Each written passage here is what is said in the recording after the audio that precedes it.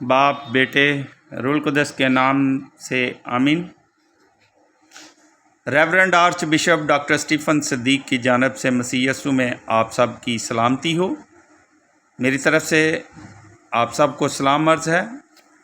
آئے میرے عزیزو، آج ہم بائبل اسٹڈی میں حکمت کی کتابوں کی اسٹڈی کرتے ہیں۔ سب سے پہلے ہم اس کا تعارف دیکھتے ہیں حکمت کی کتابوں کا۔ تواریخی اور نبوتوں کی کتابوں کے ساتھ ساتھ عہد نامہ عتیق میں اور بہت سی کتابیں ہیں جنہیں اسفار حکمت یا تعلیم سے جانا جاتا ہے۔ نمبر 2، جب بنی اسرائیل بابل کی جلاوطنی سے لوٹے تو ان کا ملک سیاسی طور پر آزاد نہیں تھا اور تعداد بھی کم تھی، لہٰذا وہ یروشلم اور اس کے قریب و جوار میں محدود ہو کر رہ گئے۔ جو ضلف جیسا کہ مکابی تحریک کے ظہور 167 سے 164 کا میم سے ظاہر ہے، لوگوں نے بڑی جرت کے ساتھ بڑے حکمران طاقتوں کی حکمرانی کی مذمت کی۔ جزبے وہ جنہوں نے 12 قبائل کی وحدت اور تسلسل کو برقرار رکھنے کی کوشش کی، ان میں علماء شرع نے ایک اہم کردار ادا کیا۔ نمبر 3، جلاوطنی سے واپسی کے بعد انبیاء کی آوازیں نہ سنی گئیں۔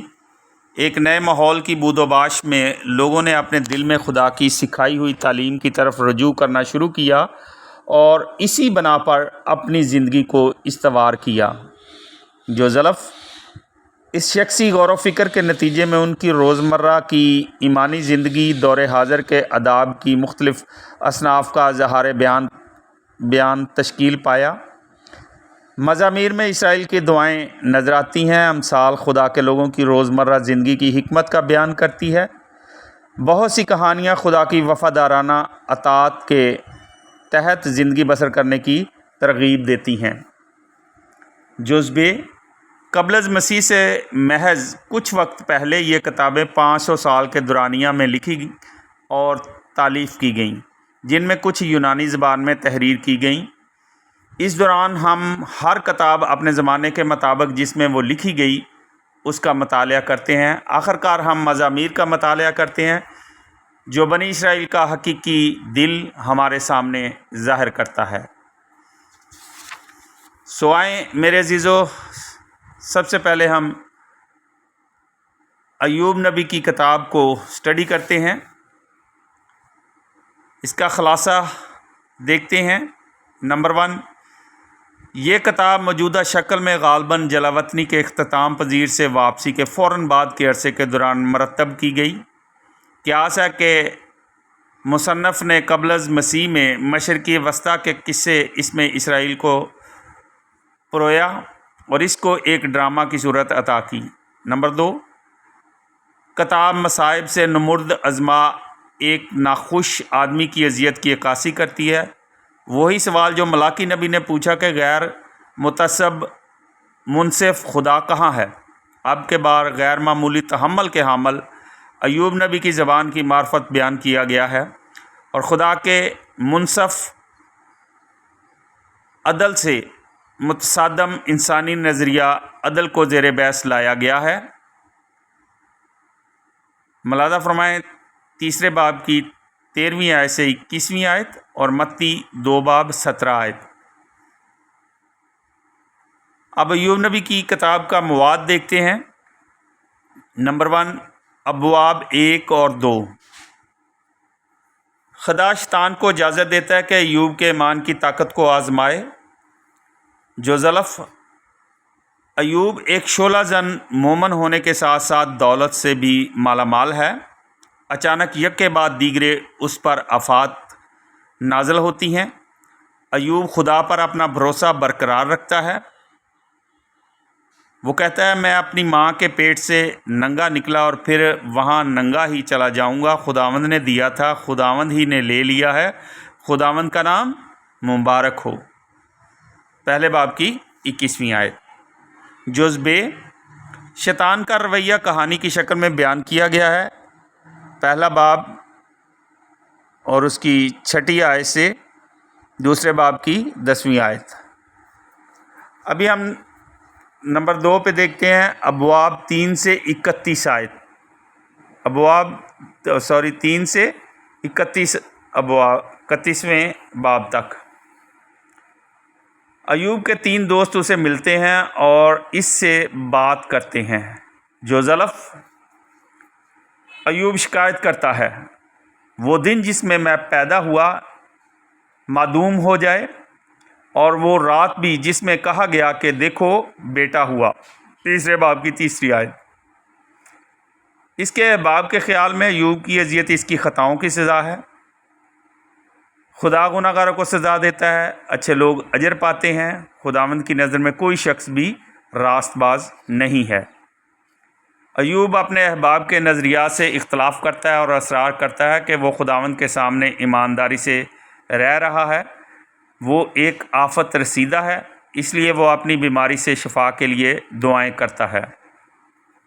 جزبے یہ حصہ بابل میں لکھا گیا دکھائی دیتا ہے۔ جلا وطن ہوتے ہوئے اسرائیل کو سخت سزا ملی، تاہم اس کے باوجود خدا خاموش تھا۔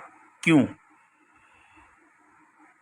ایوب اور اس کے احباب کے الفاظ میں اسرائیل کے لوگ عدم اطمینان کے متعلق بڑی تند مزاجی سے ظاہر ہو رہے ہیں۔ جوزجیم خدا کی حکمت کی تعریف میں باب 28، مشقت کے ذریعے انسان بہت کچھ حاصل کر سکتا ہے، لیکن وہ اپنی کوششوں سے فہم حاصل نہیں کر سکتا۔ حکمت کو ہر چیز پر فوقیت حاصل ہے اور صرف خدا اس کا مالک ہے۔ جوزدال ایوب کی گریہ زاری، باب 29، جو راستہ اس نے اختیار کیا وہ اچھا تھا، باب 30، اب اپنی تنہائی میں وہ بحث تمسخر بن گیا ہے، باب 31، وہ خدا سے التجا کرتا ہے کہ وہ اس کی معصومیت کو تسلیم کر لے۔ نمبر 3 پہ ہم دیکھتے ہیں ابواب 32 سے 37، ایک اور دوست ایلیہو کی آمد۔ ایلیہو ایوب سے خطاب کرتا ہے، ایوب خاموشی میں سنتا ہے۔ ایوب بذات خود اپنی بدحالی کا موجب ہے، کیا ایسا نہیں ہے؟ خداوند پر جلال مافوق الفطرت ہے۔ مصیبت انسان کو ضبط سکھاتی ہے۔ نمبر 4 ابواب 38 سے 42 باب کی 6 آیت، خداوند ہم کلام ہوتا ہے۔ جو زلف اچانک ایک طوفان کے مابین ایوب خداوند کے وجدان کی عظمت محسوس کرتا ہے۔ خداوند نے ایوب کے سوالات کا براہ راست جواب نہیں دیا، وہ اسے کہتا ہے کہ وہ کائنات پر غور و فکر کر لے۔ تو کہاں تھا جب میں نے زمین کے بنیاد رکھی؟ 38 باب 4 آیت۔ جزبے باب 41 1 سے 14، اپنے اذیت ناک تجربے پر غالب آنے سے ایوب خداوند کو سمجھ پاتا ہے۔ نمبر 5 باب 24 اور اس کی 7ویں آیت سے 17 آیت، یہ حصہ کہانی کو باہم جوڑتا ہے۔ اس کی صحت پھر بحال ہوتی ہے اور خاندان بھی پھر بحال کیا جاتا ہے۔ دولت اور گھر اس کو پہلے سے زیادہ عطا ہوتا ہے، اس کی برکات دوبارہ اس کے پاس آ جاتی ہیں۔ نمبر 6 عمومی طور پر قبول کیا گیا ایوب کی کتاب کا ڈھانچہ۔ نمبر 1 بنیاد ایک قصہ قدیم، ابواب 1 سے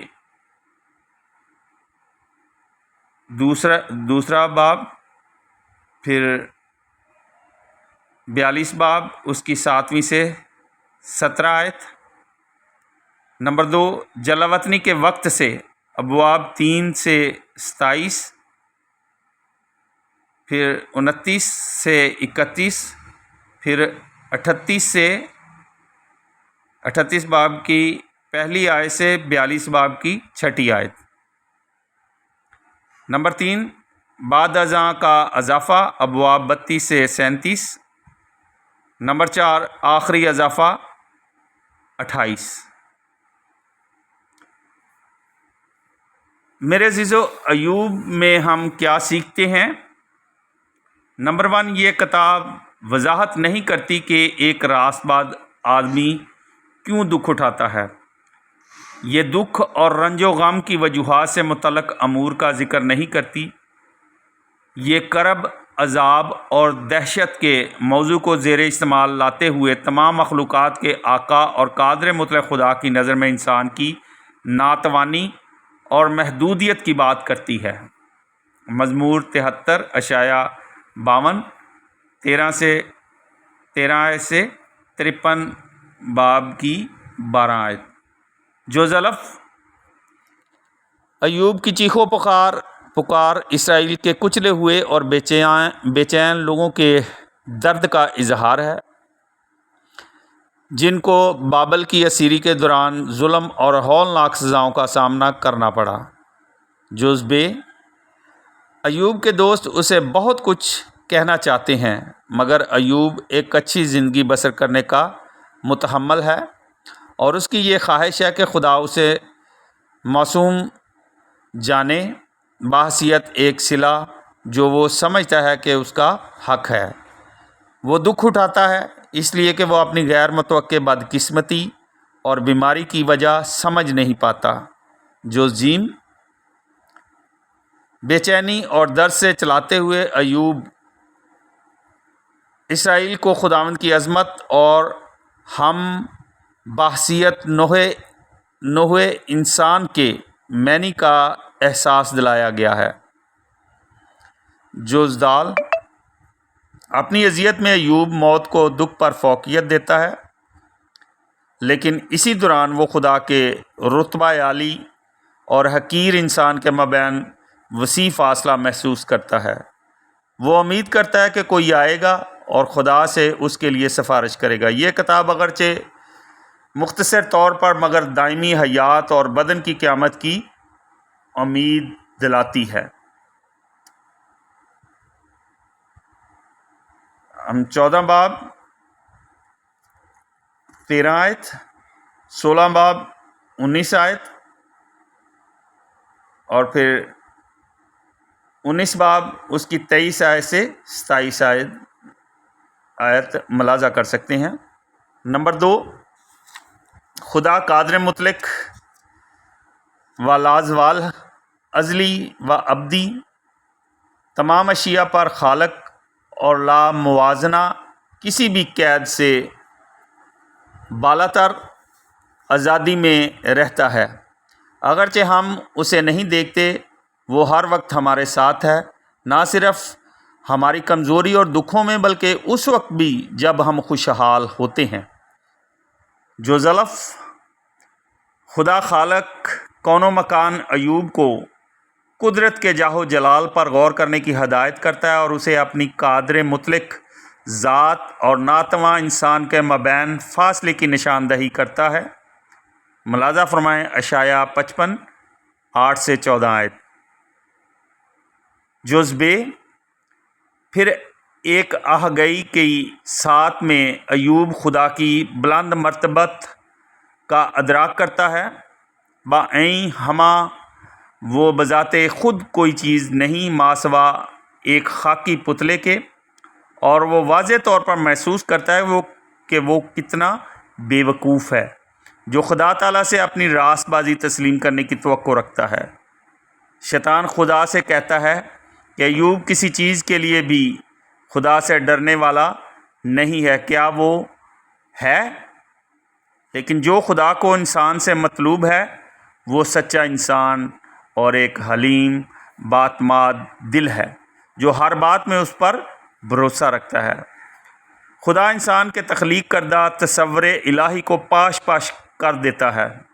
دیکھ میں ناچیز ہوں، میں تجھے کیا دوں، کیا جواب دوں، میں اپنا ہاتھ اپنے منہ پر رکھتا ہوں۔